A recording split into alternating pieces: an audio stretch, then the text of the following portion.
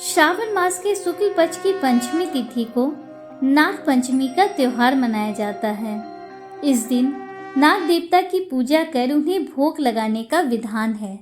नाग पंचमी सनातन धर्म का एक विशेष त्योहार है जिसे हर कोई बेहद श्रद्धा और आस्था के साथ मनाता है। शास्त्रों के अनुसार नाग को पंचमी तिथि का स्वामी बताया गया है, इसलिए ये पर्व नाग देवता को समर्पित होता है। ऐसा कहा जाता है कि अगर आप नाग पंचमी की पूजा ना भी कर पाएं तो भी आपको नाग पंचमी की कथा का श्रवण जरूर करना चाहिए। इससे आपको जाने अनजाने में किए गए पापों से मुक्ति मिलती है, पितृदोष दूर होता है और काल सर्प दोष का भी निवारण होता है।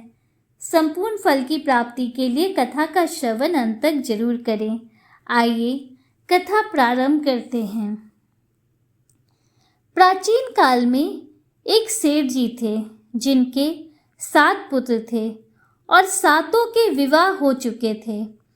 सबसे छोटे पुत्र की पत्नी श्रेष्ठ चरित्र की और सुशील थी, परंतु उसका कोई भाई नहीं था।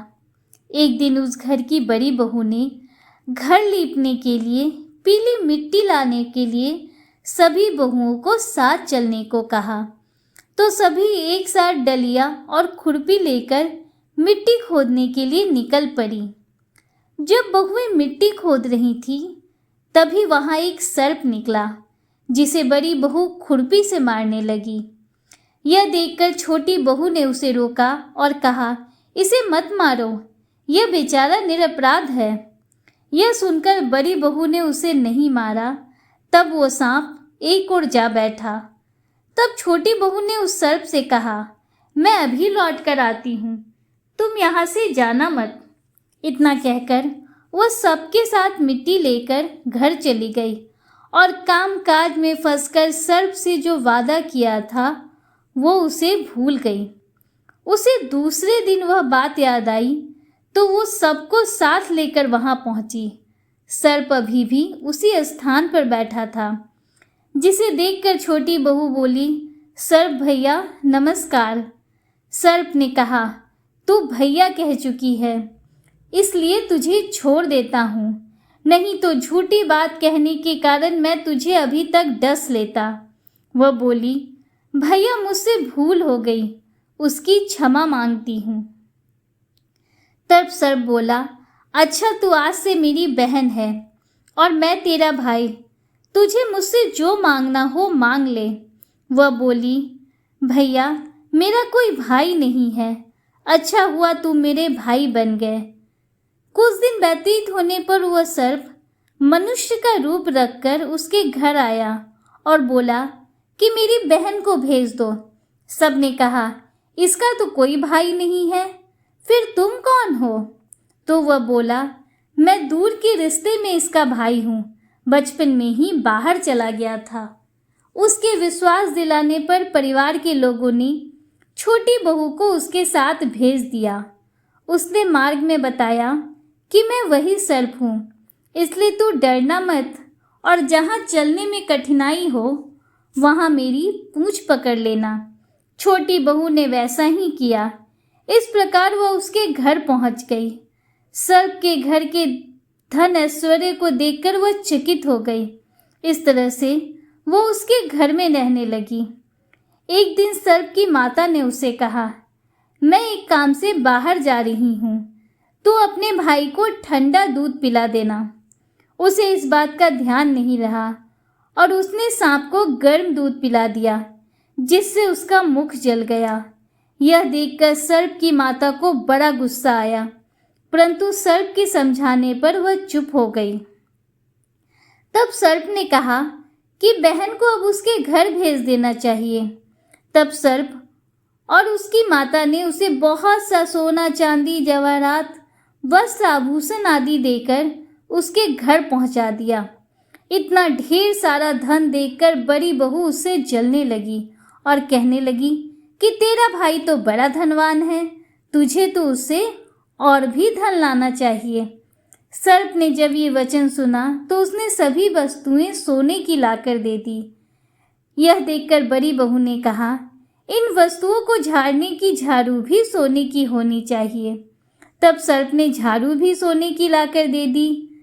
सर्प ने छोटी बहू को हीरो मणियों का एक अद्भुत हार दिया था, जिसकी प्रशंसा उस राज्य की रानी ने भी सुनी और वो राजा से बोली कि सेठ की छोटी बहू का हार मुझे चाहिए। राजा ने मंत्री को हुक्म दिया कि उससे वह हार तुरंत ही लेकर आओ। मंत्री ने सेठ जी से जाकर कहा कि महारानी जी छोटी बहू का हार पहनेंगी, वह हमें दे दो। सेठ जी ने डर के कारण छोटी बहू से हार लेकर उन्हें दे दिया। छोटी बहू को यह बात बहुत बुरी लगी। उसने अपने सर्प भाई को याद किया और उससे प्रार्थना की, भैया, रानी ने हार छीन लिया है। तुम कुछ ऐसा करो कि जैसे ही रानी वो हार पहने वो सर्प बन जाए, और जब वो मुझे लौटा दे तब वो हार हीरो और मणियों का हो जाए। सर्प ने ठीक वैसा ही किया। जैसे ही रानी ने हार पहना वैसे ही वह हार सर्प में बदल गया। यह देखकर रानी चीख पड़ी और डर गई। यह देखकर राजा ने सेठ के पास खबर भेजी कि छोटी बहू को तुरंत भेजो। सेठ जी स्वयं छोटी बहू को लेकर राजा के दरबार में उपस्थित हुए। राजा ने छोटी बहू से पूछा, तूने क्या जादू किया है? मैं तुझे दंड दूंगा। छोटी बहू बोली, राजन, धृष्टा क्षमा कीजिए। ये हार ऐसा ही है कि मेरे गले में हीरो और मणियों का रहता है, और अगर इसे कोई और पहनता है तो ये उसके गले में सर्प बन जाता है। यह सुनकर राजा ने वो सर्प बना हार उसे देकर कहा, अभी पहन कर दिखाओ। छोटी बहू ने जैसे ही उसे पहना वैसे ही हीरो मणियों का हो गया। यह देखकर राजा ने प्रसन्न होकर उसे बहुत सी मुद्राएं भी पुरस्कार में दी। छोटी बहू अपने हार और इन पुरस्कारों सहित घर लौट आई। उसके धन को देखकर बड़ी बहू ने ईर्ष्या के कारण उसके पति को सिखाया कि छोटी बहू के पास इतना धन कहाँ से आया है। यह सुनकर उसके पति ने अपनी पत्नी को बुलाया और कहा, ठीक ठीक बता, ये धन कहाँ से आया है। तब वह स्त्री फिर से अपने सर्प भाई को याद करने लगी।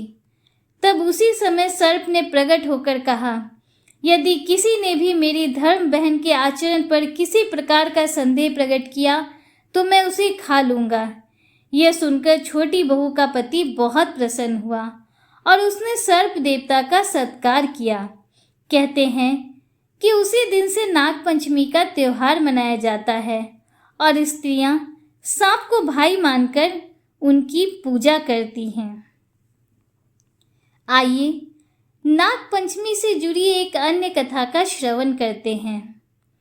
नाग पंचमी की पौराणिक कथा के अनुसार पांडवों के अर्जुन के पौत्र और राजा परीक्षित के पुत्र जनमेजय ने नागों से बदला लेने और उनके वंश के विनाश के लिए एक यज्ञ किया। वह नागों से अपने पिता राजा परीक्षित की मृत्यु तक्षक नामक सांप के काटने की वजह होने का बदला लेना चाहता था। उनके इस यज्ञ को ऋषि जरत्कारु के पुत्र आस्तिक मुनि ने रोका था और नागों की रक्षा की थी। यह तिथि सावन की पंचमी मानी जाती है। सांपों को शीतलता देने के लिए उन्होंने उनके शरीर पर दूध की धार डाली थी। तब नागों ने आस्तिक मुनि से कहा कि पंचमी को जो भी उनकी पूजा करेगा उसे कभी भी नाग दंश का भय नहीं रहेगा। तभी से श्रावण मास के शुक्ल पक्ष की पंचमी तिथि को नाग पंचमी का त्योहार मनाया जाता है। दोस्तों, उम्मीद करती हूँ कि नाग पंचमी की व्रत कथा आपको पसंद आई होगी और वीडियो आपको अच्छा लगा।